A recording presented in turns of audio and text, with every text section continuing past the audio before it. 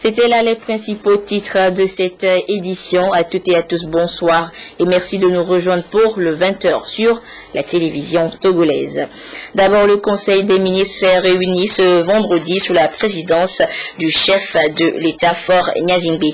L'essentiel de ce conseil avec la ministre de la Communication, de la Culture et des Arts et de la Formation civique, Komealo Anaté.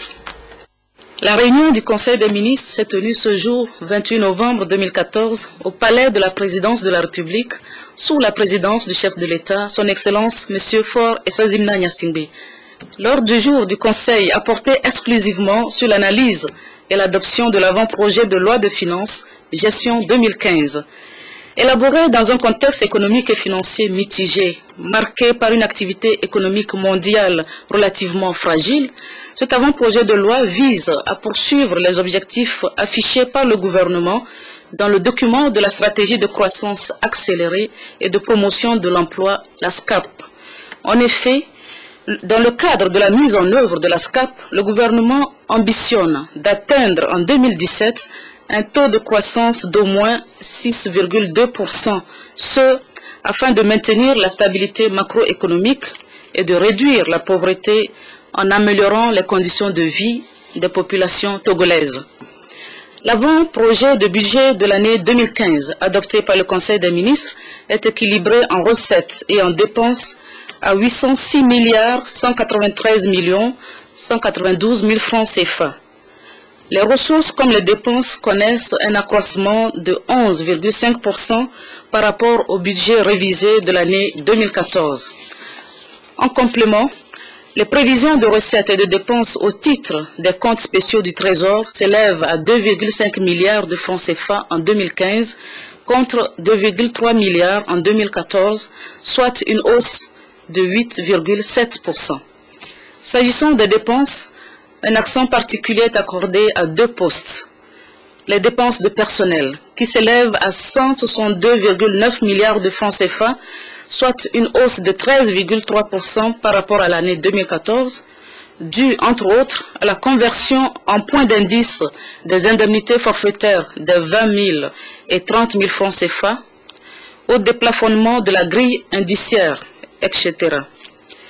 Et les dépenses d'investissement qui totalisent 247,6 milliards de francs CFA, soit une hausse de 7,2% par rapport à 2014, hausse due majoritairement à l'augmentation des investissements dans le domaine des infrastructures routières financées sur ressources internes. Pour ce qui est des ressources, celles internes seront renforcées grâce, entre autres, à l'opérationnalisation de l'OTR et au déploiement de toutes les capacités qu'offre le guichet unique de commerce extérieur. Les ressources provenant de l'extérieur seront quant à elles constituées par des dons, des appuis budgétaires et des emprunts.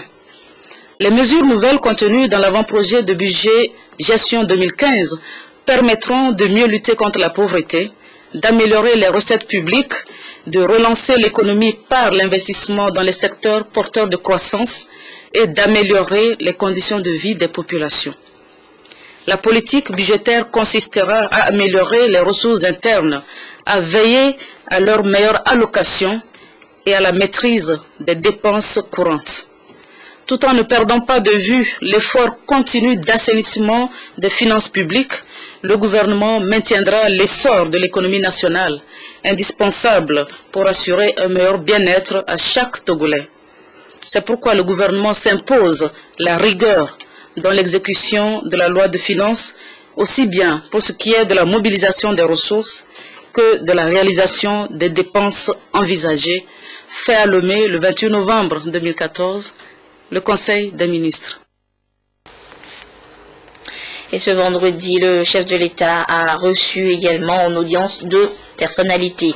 D'abord, le président de la République, Faure Gnassingbé, s'est entretenu avec le président de la commission de l'UEMOA, à la tête d'une délégation composée des membres de la BOAD du Global Finance and Capital Limited. Soumaré Cheikh Adjibou est allé rendre compte au chef de l'État de leur réunion avec le président de la BOAD, rencontre qui balise ainsi la voie aux investisseurs potentiels au Togo. Nous écoutons M. Soumaré au micro de Ramdan Bassina. Nous étions venus voir Monsieur le Président de la République parce que, comme vous le savez, à chaque fois que nous sommes ici à Lomé, il nous fait l'honneur de nous recevoir. Et aussi, il n'y a pas longtemps, en septembre dernier, nous avions fait une grande conférence des investisseurs à Dubaï. Cette conférence, les chefs d'État nous avaient demandé de faire un suivi rapproché des résultats de cette conférence. Et nous avions donc discuté avec nos ministres pour voir dans quelle mesure nous pouvions organiser la venue de ces investisseurs après les engagements qu'ils ont pris à Dubaï. Le président Adovalende, président de la BOAD, donc nous avions conviés à une réunion ici, au siège de la BOAD, pour discuter aussi bien du calendrier, mais également des besoins en information des investisseurs avant leur venue ici.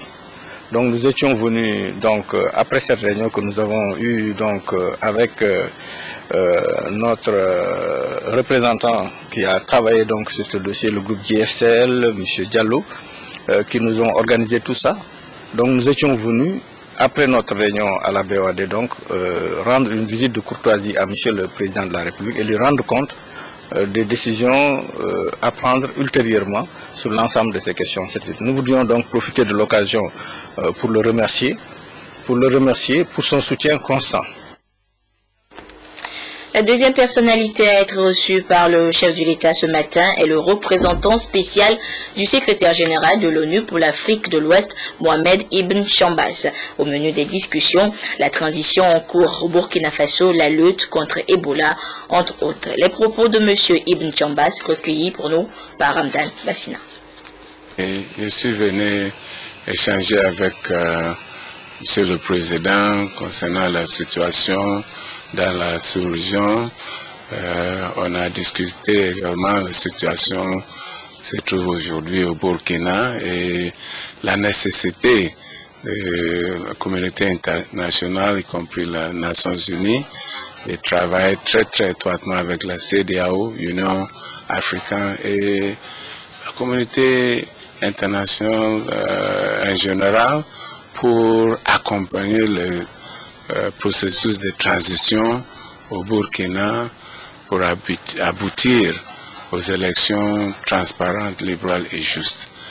On a également aussi discuté la situation qui concerne l'Ebola qui menace la région ouest africaine. Les Nations Unies, comme vous savez, a déjà établi une mission qui va travailler sous l'Ebola, basé à Accra, mais avec des bureaux dans les trois pays concernés, Sierra Leone, le Libéria et la Guinée. Et là-bas aussi, il faut une approche régionale pour confronter cette menace d'Ebola.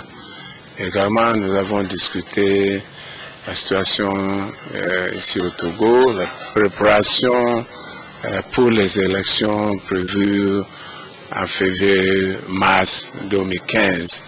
Et nous voulons aussi, les Nations Unies et la communauté internationale voulons accompagner ce processus pour assurer des élections crédibles, libres et justes. Et donc, les Nations Unies a déjà envoyé une mission ici. C'était une mission pour faire une mission de needs assessment, voir les besoins. Qu'est-ce que nous pouvons faire pour assurer une bonne gestion des élections, de cette élection et accompagner le processus électoral ici au Togo. On en vient au premier titre de ce journal. Hier jeudi, le président de la République donnait le coup d'envoi à Mongo dans l'outil de la campagne nationale de vaccination contre la méningite A. Cette autre forme de méningite bactérienne qui peut causer de graves lésions cérébrales et qui se révèle mortelle dans 50% des cas. Cette opération de portée nationale va ainsi protéger les Togolais de cette maladie. Avant de vous faire découvrir les images de la cérémonie de lancement, d'abord l'adresse du chef de l'État aux populations de Mango. Le président Faure Gnassingbé, en les remerciant pour leur accueil, leur a fait part de l'un des fruits de sa visite cette semaine au Ghana, notamment la réalisation prochaine d'un barrage hydroélectrique à cheval entre les deux pays. Nous écoutons le chef de l'État, c'était hier au stade municipal de Mango. Monsieur le Premier ministre, cher doyen président Achaba, messieurs les ministres, honorables députés à l'Assemblée nationale, très chers amis, partenaires qui êtes toujours avec nous, dans les bons moments comme dans les moments difficiles, je voudrais, au nom de cette population, vous exprimer notre profonde gratitude. Si j'ai tenu à venir ici à Mango, c'est non seulement pour le plaisir de voir cette belle population de Mango, mes frères et sœurs de la préfecture de Loti, mais c'est parce que je sais qu'avec eux, qu'avec l'accueil qu'ils vont nous réserver, à vous et à moi, nous allons pouvoir vous témoigner de façon éloquente toute la reconnaissance du peuple togolais. Et je pense que vous n'avez pas été déçus, je n'ai pas été déçu par cet accueil que nous réserve cette foule en liesse.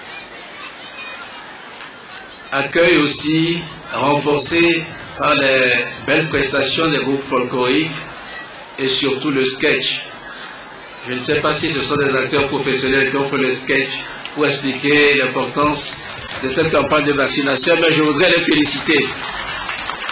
J'ai très bien compris le message qui a été délivré.